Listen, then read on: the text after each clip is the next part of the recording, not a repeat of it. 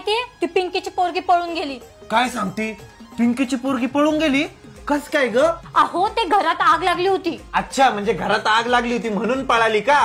नाही हो, आग तर शेजारच्यांच्या घरात लागली होती. अगं मग पिंकीची पोरगी का बरं पळून गेली? कुत्र माग लागलं होतं. पिंकीच्या पोरीच्या मागे कुत्र लागलं होतं म्हणून पळाली का? अहो कुत्र तर गाडीच्या मागे लागलं होतं. मग पिंकीची पोरगी का बरं पळाली? हॉस्पिटल मधून कॉल आला होता. पिंकीच्या पोरीला हॉस्पिटल मधून कॉल आला होता का? अहो कॉल तर मला आला होता. आता तुला हॉस्पिटल मधून कशाला कॉल आला होता? अहो ते विचारत होते तुम्हाला बरं आहे का, तुम्हाला काही ताप खोकला सर्दी काही आहे का विचारत होते. हॉस्पिटल वाले स्वतः फोन करून तुला असं विचारत होते? हो.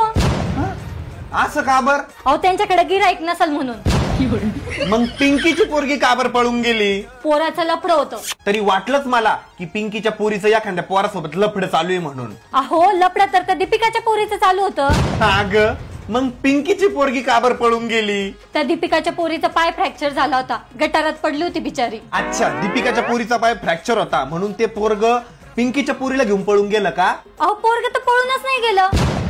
आता ते पोरग का बरं नाही पळालं? अहो 130 किलो वजन आहे त्या पोराचं, त्याला नाही येत पळता. दीपिकाची पोरगी नाही पळाली, पोरग नाही पळालं, मग पिंकीची पोरगी का बरं पळून गेली? अहो ते आग लागली होती घरात. पण आग तर शेजारच्यांच्या घरात लागली होती ना.